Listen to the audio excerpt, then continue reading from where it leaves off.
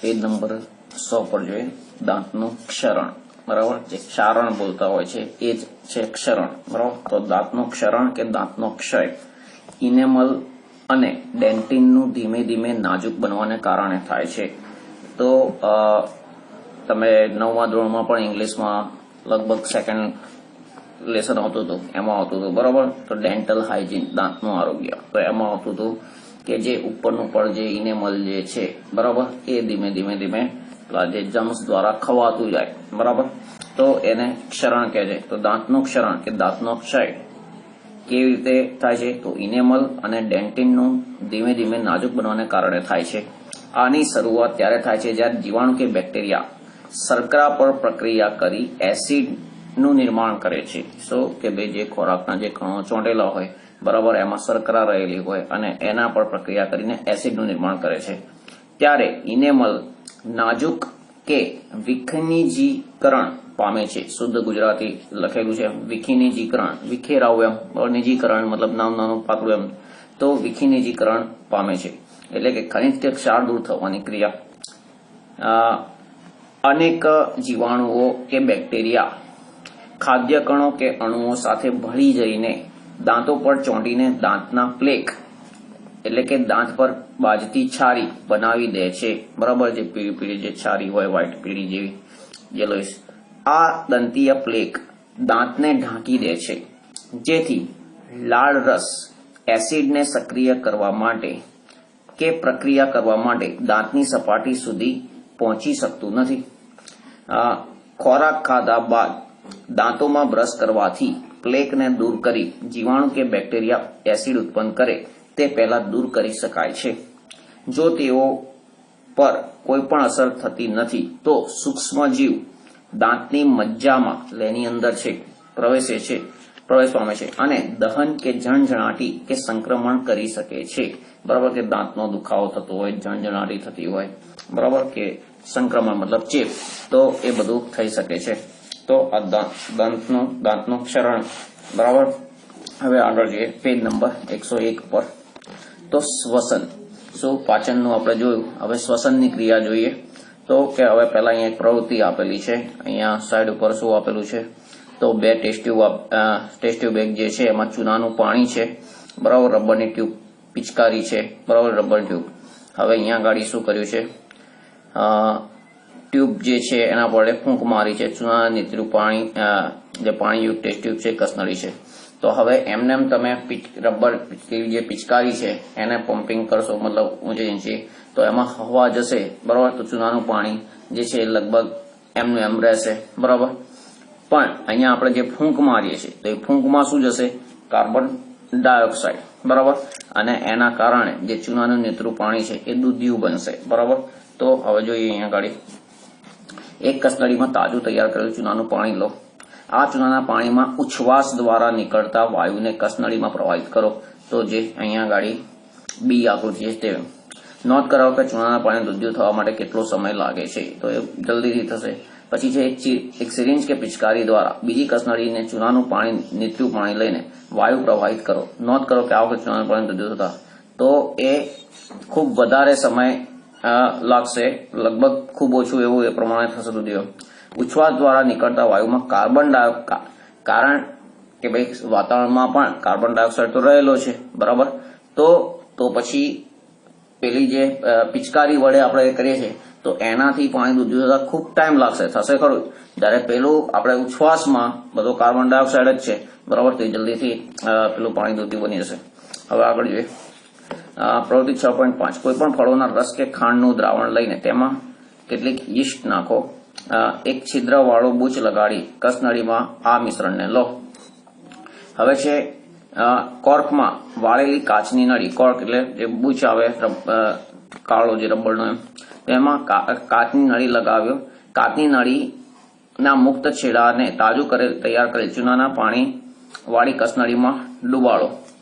ચૂનાના પાણીમાં થનાર પરિવર્તનને અને આ પરિવર્તન લાગતા સમયનું અવલોકન નોંધો, બરાબર. તો એ તમારે પ્રયોગશાળામાં એ રીતે કરવાનું હોય કે કેટલું સમયનું અવલોકન થાય છે. પછી છે કે આથોડના ઉત્પાદન કે નિપજના વિષયમાં આ આપણને શું દર્શાવે છે? તો હવે કે ભાઈ કેટલીક વાર હું તમને પેલું વાત કરી આપણે કે ભાઈ અહીંયા ઈસ્ટની વાત કરી, તો હવે જે આથો ઘણું આપણે શું કહેવાય પેલું ખીરવ બનાવતા હોય છે ઈડલી માટે, ઢોસા માટે કે બધા એમ, બરાબર, તો એનું ખીરું બનાવીને એને ઢાંકી દેવામાં આવે છે, બરાબર, કે બહારથી એને વાતાવરણમાંથી કે ભાઈ હવા એને ના મળે, બરાબર, તો એની જે આથવણની ક્રિયા છે એ વધારે ઝડપથી થતી હોય છે, બરાબર. તો અહીંયા આગળ એ વાત છે. તો આથવણના ઉત્પાદન કે નિપજના વિષયમાં બરાબર, તો બહારથી એને હવા ઓછી મળે તો એ જલ્દીથી આથો આવે, બરાબર, એટલે એ પ્રક્રિયા આગળ ચાલે. હવે આગળ છે આ પહેલાના વિભાગમાં આપણે સજીવોના પોષણના વિષય પર ચર્ચા કરી હતી. જે ખાદ્ય પદાર્થોનું અંતઃગ્રહણ પોષણની ક્રિયા માટે થાય છે. કોષો તેઓનો ઉપયોગ વિવિધ જૈવિક ક્રિયાઓ કે માટે ઉર્જા પ્રાપ્ત કરવાને માટે કરે છે. કે આગળ આપણે સમજાવ્યું હતું, આપણે ચાલવું હોય કે કોઈ કામ કરવું છે, ઇવન બેસવું હોય, ઇવન આપણે સુઈ ગયા હોઈએ ત્યારે પણ ઉર્જાની જરૂરિયાત રહેતી હોય છે, આપણે આગળ સમજ્યા, બરાબર. તો આ બધા માટે કે જે ખોરાક આપણે લઈએ છીએ, અંતઃગ્રહણ કરીએ છીએ, બરાબર, તો શું કહ્યું કે જે ખાદ્ય પદાર્થોનું અંતઃગ્રહણ પોષણની ક્રિયા માટે થાય છે. કોષો તેઓનો ઉપયોગ વિવિધ જૈવિક ક્રિયાઓ માટે ઉર્જા પ્રાપ્ત કરવા માટે કરે છે. કે ઉર્જા પ્રાપ્ત ન થાય તો પછી કાર્ય થશે નહીં. જે અંદરની જૈવિક ક્રિયાઓ હોય કે આપણે બહારનું જે હલનચલન હોય કે કોઈ બી પ્રક્રિયા, વિવિધ સજીવ તેને વિભિન્ન પદ્ધતિઓ દ્વારા કરે છે. કેટલાક જીવ ઓક્સિજનનો ઉપયોગ ગ્લુકોઝને સંપૂર્ણ કાર્બન ડાયોક્સાઇડ અને પાણીમાં વિઘટિત કે વિખંડિત કરવા માટે કરે છે, બરાબર. જ્યારે કેટલાક અન્ય સજીવો બીજા પરિપથ મતલબ બીજી પદ્ધતિ, બીજી રીતનો ઉપયોગ કરે છે જેમાં ઓક્સિજન પ્રાપ્ત થતો નથી. શું ઓક્સિજન જે આથવણની પ્રક્રિયા છે ઓક્સિજનની ગેરહાજરીમાં વધારે થાય, તો ઓક્સિજન પ્રાપ્ત થતો નથી કે તે કાર્યરત હોતો નથી.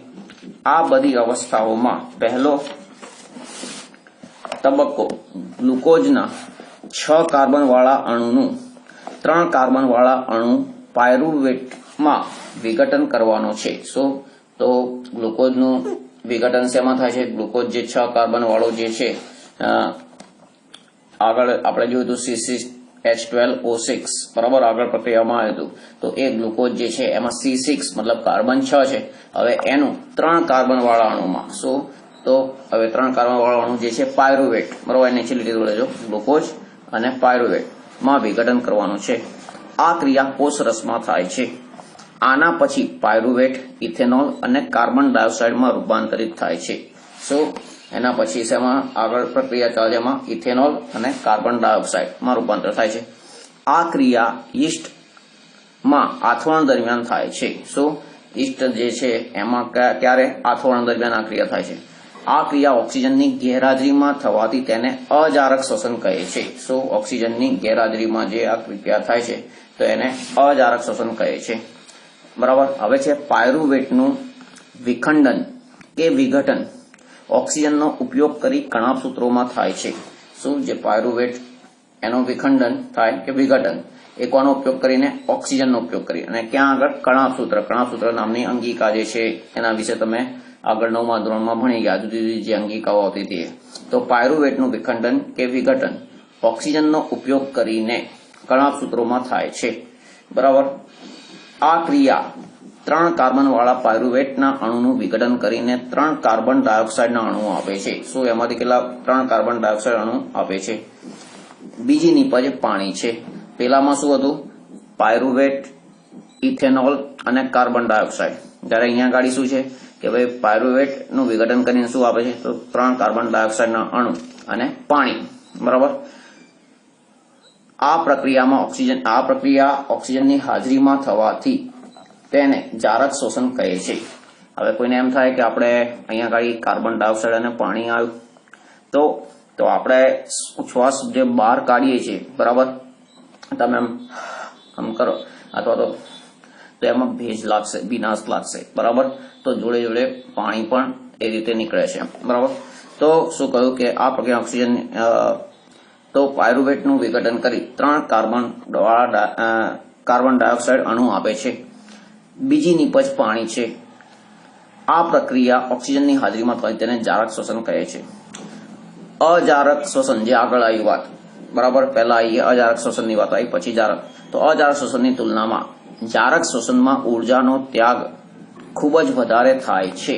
બરાબર. યીસ્ટ છે એ જે છે એમાં અજારક શોષણ, એમાં એટલી બધી એમને ઉર્જાની જરૂર નથી, પણ બીજા જે સજીવો જે છે પ્રાણીઓને બરાબર બધામાં તો વધારે ઉર્જાની જરૂર પડે છે, તો એ જારક શોષણમાં શક્ય બને છે.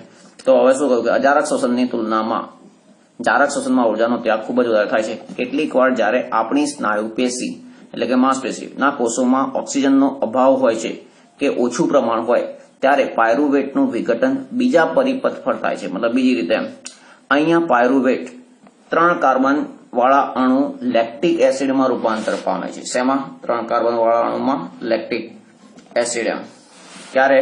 કે જ્યારે ઓક્સિજનનો અભાવ હોય, ઓછું પ્રમાણ હોય. બરાબર. એટલે આપણે ઊંડો શ્વાસ ના લઈએ, પૂરા શ્વાસ ના લઈએ. બરાબર. ધીમા અને ઊંડા શ્વાસ જેટલો વધારે લઈએ એટલો જ ઓક્સિજન શરીરના બધા જ અંગોમાં પૂર્ણ પ્રમાણમાં પહોંચે. પણ જેટલા ઝડપી અને નાના શ્વાસ લઈએ એટલી વધારે તકલીફ થાય. બરાબર. તો કે ભાઈ તો જ્યારે ઓક્સિજનનો અભાવ જે સ્નાયુપેશીમાં ને એમાં હોય ત્યારે શું થાય છે? તો પાયરુવેટનું લેક્ટિક એસિડમાં રૂપાંતર થાય અને એના કારણે ત્યાં જકડણ છે, દુખાવો છે, એ બધું થતું હોય છે. બરાબર. તો અહીંયા આપ્યું છે કે નહીં જોઈએ. તો હવે છે તો અહીંયા પાયરુવેટ 3 કાર્બન વાળા અણુ લેક્ટિક એસિડમાં રૂપાંતર પામે છે. બરાબર. અચાનક કોઈ પ્રક્રિયા થવાથી આપણી સ્નાયુ પેશીમાં લેક્ટિક એસિડનું નિર્માણ થવાને લીધે સ્નાયુઓ જકડાઈ જાય છે. બરાબર. કેટલી વાર જકડણનો અને જકડાય એના કારણે દુખાવો થાય. બરાબર. તો એ અનુભવાય છે. તો તમે જે બધું યોગા ડે અથવા તો યોગનું સ્કૂલમાં આવતું જ હશે તો એમાં કહેવામાં આવતું હશે કે ઊંડા અને લાંબા શ્વાસ લો, ધીમા, ઊંડા, લાંબા, એમ. બરાબર. એ રીતે હવે આગળ જઈએ તો એટલે એ પણ એક વિજ્ઞાન છે. બરાબર. હવે છે અહીંયા ગાડી જે પ્રક્રિયા જે ઉપર બધું સમજાયું એની એ જ વસ્તુ અહીંયા આ રીતે એરો મારીને તમને સમજાયેલી છે. બરાબર. હવે તમારે આનું પૂછાયેલું હોય તો તમે આ વસ્તુ વ્યવસ્થિત લખેલી હોય, બરાબર, જે સમીકરણ સ્વરૂપે, જે ગ્રાફ સ્વરૂપે આપેલી છે, ફ્લો ચાર્ટ સ્વરૂપે, એ વ્યવસ્થિત લખેલી હોય તો ઉપરનું બહુ ખાસ કંઈ કોઈ જે તપાસ વાળું છે એટલું બધું ડિટેલમાં વાંચે પણ નહીં. એમ પણ આ તમને આવડ્યું હોય તેનો અર્થ કે પેલું ઉપર સાચું જ હશે. તો હવે જો ગ્લુકોઝ 6 કાર્બન નો અણુ C6H12O6. બરાબર. કોષ રસમાં શું બને છે? પાયરુવેટ. હવે એ કેવા? 3 કાર્બન વાળું છે અને ઉર્જા પ્લસ ઉર્જા ઉત્પન્ન થાય છે. શું થાય છે? ઉર્જા ઉત્પન્ન થાય છે. બરાબર. હવે છે તો આ પ્રક્રિયા આ થઈ જે શ્વસનની. બરાબર. હવે એમાં 2 શ્વસન છે, જારક શ્વસન અને અજારક શ્વસન. હવે બીજી વસ્તુ, શ્વસન અને શ્વાસોશ્વાસ આ બંને અલગ છે. ઘણા લોકો બંનેને એક સરખું સમજે છે. ના, એક સરખું નથી. શ્વાસોશ્વાસ એટલે શું? શ્વાસ લઈએ છીએ ને બહાર કાઢીએ એ શ્વાસોશ્વાસ થયું. જ્યારે શ્વસન એ રાસાયણિક પ્રક્રિયા થઈ જે અંદર થાય છે. બરાબર. શું? પેલી એક ભૌતિક પ્રક્રિયા ગણી શકાય આમ કે ભાઈ અંદર હવાની શ્વાસ લઈએ છીએ. બરાબર. એટલે અંદર હવાની ઘનતા વધી ગઈ. બરાબર. બહારની હવાના પ્રમાણમાં. બરાબર. એટલે શું થશે? તો અંદરની હવા જે છે વધારે ઘનતાવાળી એ બહાર નીકળે છે. બરાબર. પછી એ બહાર નીકળે છે પછી શું થાય છે? તો અંદર જે સંકોચન થાય છે અને અંદર જે હવા જે છે એ ઓછી થઈ જાય છે. બરાબર. તો એની ઘનતા ઓછી થાય છે જ્યારે બહાર વાતાવરણમાં વધારે હોય છે. એટલે બહાર વધારે ઘનતાવાળી જે હવા છે એ અંદર આપણા નાક દ્વારા ફેફસામાં પ્રવેશે છે. બરાબર. તો આ શું થયું? એક ભૌતિક ઘટના થઈ. જે શ્વાસોશ્વાસ છે, જ્યારે શ્વસન એ રાસાયણિક પ્રક્રિયા છે જે અહીંયા અત્યારે આપણે આ ભણી રહ્યા છે. બરાબર. એ રાસાયણિક પ્રક્રિયા. તો હવે શ્વસનમાં 2, જારક શ્વસન અને અજારક શ્વસન. બરાબર. તો જે ઓક્સિજનની હાજરીમાં થાય એ જારક શ્વસન અને ઓક્સિજનની ગેરહાજરીમાં એ અજારક શ્વસન. બરાબર.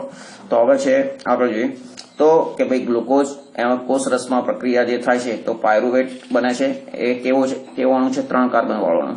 બરાબર. અને ઉર્જા ઉત્પન્ન થાય છે. હવે છે O2 ની ગેરહાજરીમાં છે ઉપર જોઈએ તો એમાંથી શું બને છે? ઇથેનોલ, કાર્બન ડાયોક્સાઇડ વત્તા ઉર્જા. બરાબર. તો ઇથેનોલ 2 કાર્બન વાળો અણુ છે. બરાબર. મિથેન 1 કાર્બન, ઇથેન 2 કાર્બન, પછી આગળ પ્રોપેન આવે, બ્યુટેન આવે. બરાબર. આ બધું આવે તો એ પછી આગળ આપણે ભણવાનું આવશે, જ ભણીશું આગળ. હવે છે ઇથેનોલ તો 2 કાર્બન અણુ પ્લસ કાર્બન ડાયોક્સાઇડ પ્લસ ઉર્જા. બરાબર. આ ઈસ્ટમાં આ પ્રક્રિયા થાય છે. હવે છે O2 ના અભાવે કોઈ પ્રક્રિયા જે થાય આપણી સ્નાયુ પેશી આપણા શરીરમાં, બરાબર, તો એ અહીંયા લખ્યું કે શું લેક્ટિક એસિડ અને ઉર્જા ઉત્પન્ન થાય છે, લેક્ટિક એસિડ બને છે, તો એ 3 કાર્બન વાળો અણુ છે, બરાબર, અને એના કારણે જકડન જે મહેસૂસ કરીએ છીએ આપણે, જકડાઈ જાય શરીર, એ બધું થાય છે તે. હવે છે O2 ની હાજરીમાં, તો એ કણાભ સૂત્રોમાં, શું આપણી જે અંગિકાઓ છે એમાં કણાભ સૂત્રો હોય છે, બરાબર, કોષમાં, એ બધું નોમાદોરમાં આવી ગયું, તો એમાં કાર્બન ડાયોક્સાઇડ બને છે, પાણી અને ઉર્જા ઉત્પન્ન થાય છે, બરાબર. હવે આગળ જોઈએ, જે ઉર્જા છે એનો જૈવિક ક્રિયાઓમાં અને આપણા વિકાસમાં અને શારીરિક ક્રિયા એ બધામાં ઉપયોગ થાય છે, બરાબર. કાર્બન ડાયોક્સાઇડ અને પાણી બહાર નીકળે છે, તો એ બધું આગળ આવશે ઉત્સર્ગ તંત્રમાં. હવે આગળ જોઈએ, તો શું આ બરાબર આકૃતિ જે છે, એટલે આકૃતિને એને ફ્લો ચાર્ટ કહેવાય, બરાબર. આ જે છે એ બરાબર તૈયાર કરી દેવાનું, બરાબર, અને આ તૈયાર હશે તો ઉપરનું લખાણ આવડશે. હવે આગળ છે કોષીય શ્વસન દ્વારા મુક્ત થતી ઉર્જા તરત જ એટીપી, તો એડીનો ટ્રાયફોસ્ફેટ, બરાબર, આગળ કદાચ 9માં તમારે આવી ગયું હશે, તો એટીપી નામના અણુના સ્વરૂપમાં સંશ્લેષણ પામે છે. શું કયા અણુ?